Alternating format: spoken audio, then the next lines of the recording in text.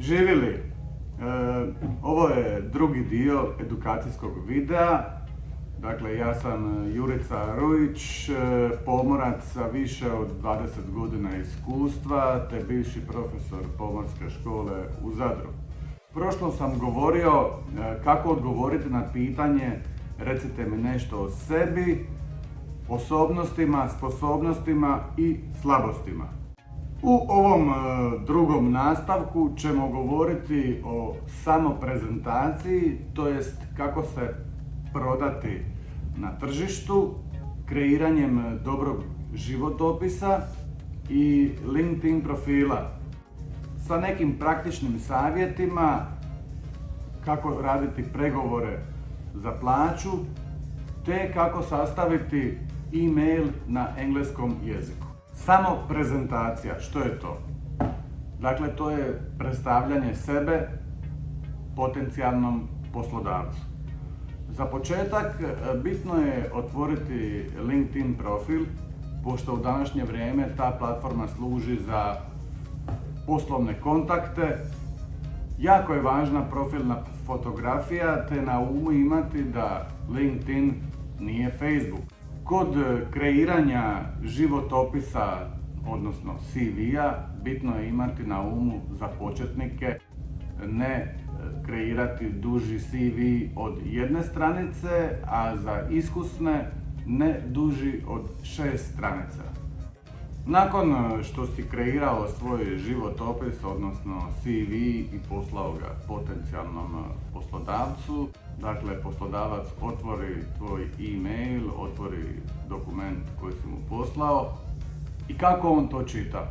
Dakle, prvo pročita ime i prezime, odakle si i pomisli možda da li ja poznajem ovu osobu. Dakle, poslodavac baci pogled na dno tvoga CV-a i tu on istražuje tvoje neke detalje. Nemoj nikada u svoje hobije i interese navesti da posjeduješ znanje kreiranja Word dokumenta ili na primjer PowerPoint prezentacije.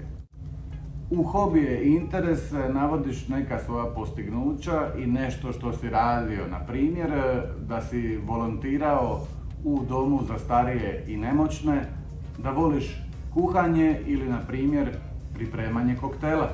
Dakle, tu su tvoja postignuća koja su nevezana za tvoju edukaciju ili eventualno radno iskustvo.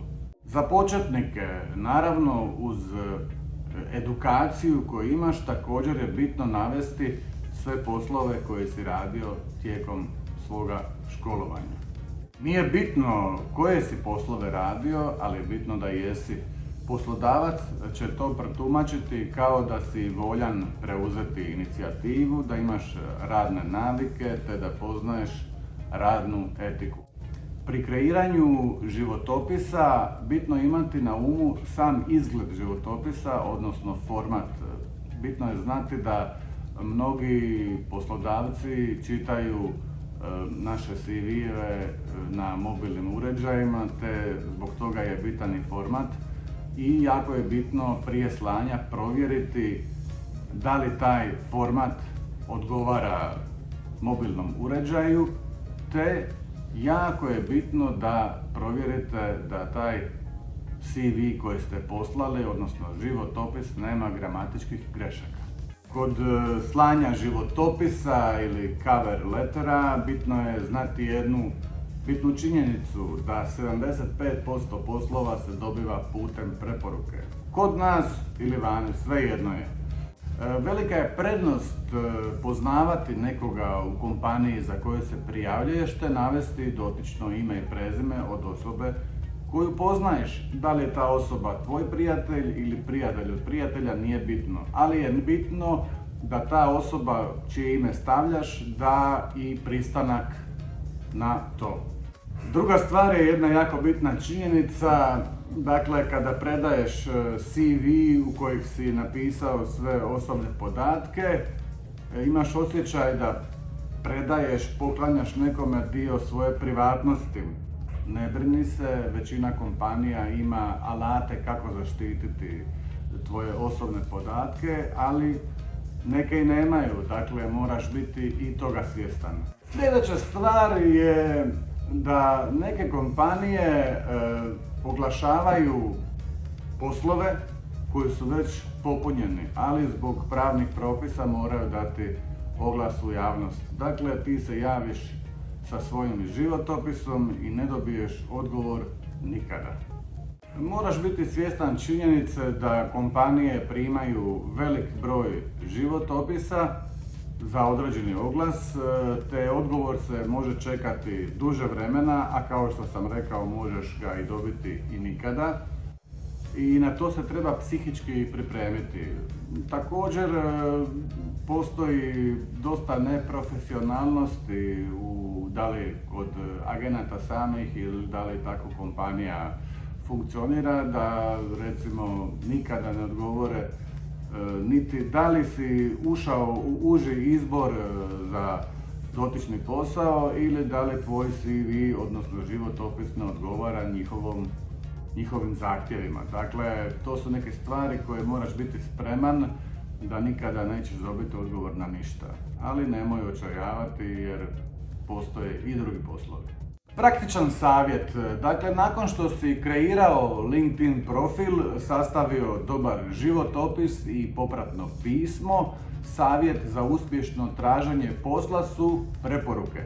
Preporuke prijatelja ili prijatelja od prijatelja, bez obzira da li si početnik ili ekspert u svom poslu. Savjet pri traženju posla kada dođe se do faze intervjua.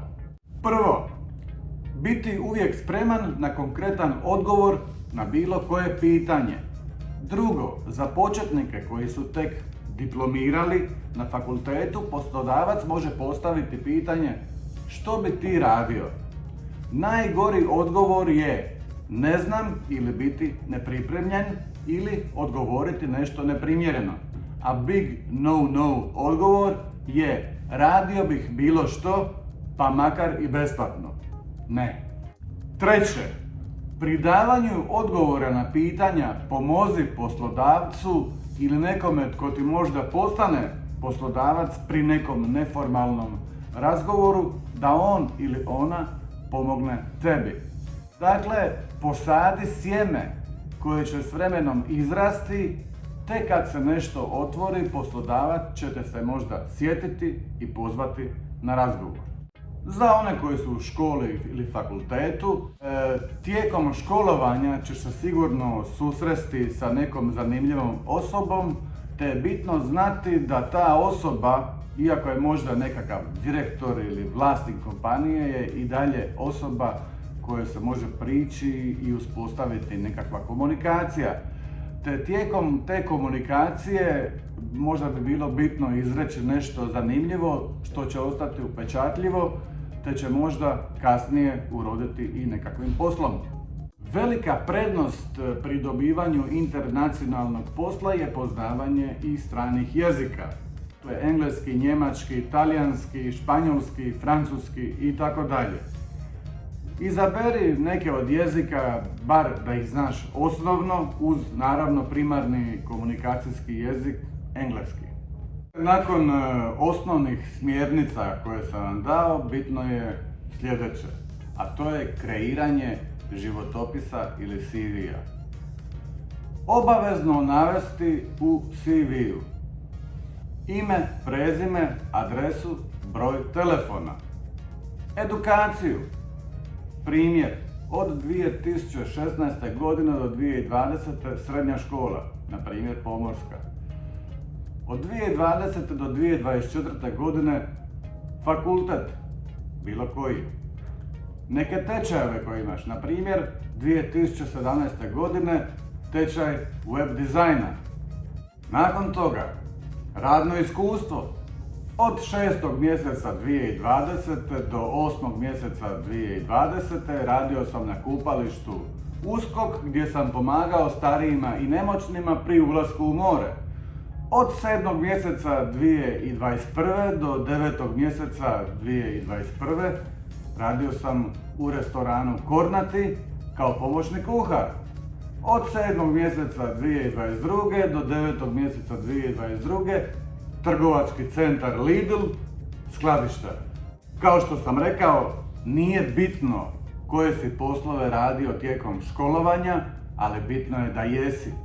Poslodavac, kao što sam rekao već, će to protumačiti kao da si voljan preuzeti inicijativu, imaš radne navike i poznaješ radnu etiku. Nadalje, klasična intervju checklista za pomorce, ali se može i prilagoditi za ostale na engleskom jeziku. Pitanje broj 1. Why career at sea and what motivated you to join shipping? Pitanje broj 2. What are your interests/hobbies? Pitanje broj 3. How would you describe yourself as a person? Weak, strong sides. Pitanje broj 4. What do you know about shipping and about our company? Pitanje broj 5. Where do you see yourself when you are 40 years old or in 10 to 15 years time? Pitanje broj 6. What will you do if you find yourself faced with a serious family problem while on board? Pitanje broj 7. What do you feel you can offer or add to this position? Why we should hire you? Pitanje broj 8. Give examples of school accomplishments that shows your teamwork or leadership skills.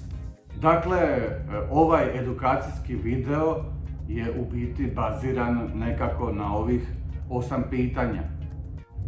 Sada, nakon što smo odradili intervju, odnosno sve te pripreme smo odradili, složili CV, poslali ga i tako dalje, bili smo na tom intervju famoznom, da li preko telefona, video poziva itd. Dolazimo do jedne bitne stvari, a to su kada dolaze pregovori za plaću.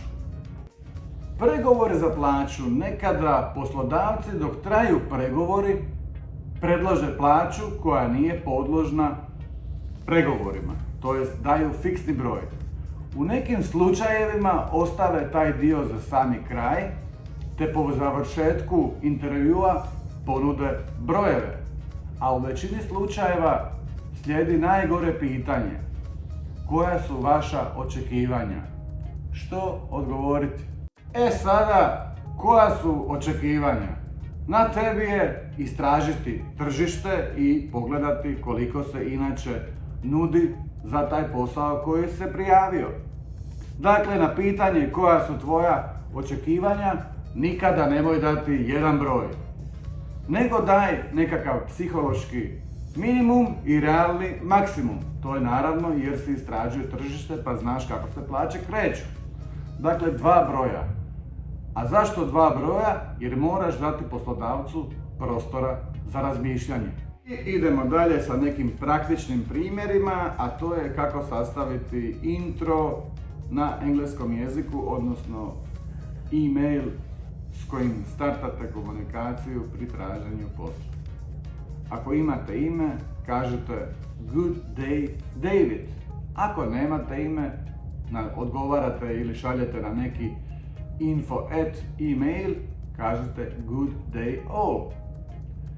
Dalje. Hope you are doing well today. I'm applying for the deck or engine cadet vacancy or officer vacancy. I saw your LinkedIn ad. As I find it interesting and suitable, I'm sending necessary documents for your review. Please find attached the following: updated certificates, CV and cover letter. Should you have any questions or concerns, please do not hesitate to contact me at any time. Kind regards, Johnny Bravo. Evo, s ovim bi završio ovaj video, a u sljedećem nastavku ćemo govoriti o opasnostima koje vrebaju iza ugla. A to su lažni profili, lažni e-mailovi, lažni oglasi i tako dalje. Uglavnom, to su te opasnosti kojih se morate pribojavati. Eto, hvala lijepo i vidimo se sljedeći put. Živjeli!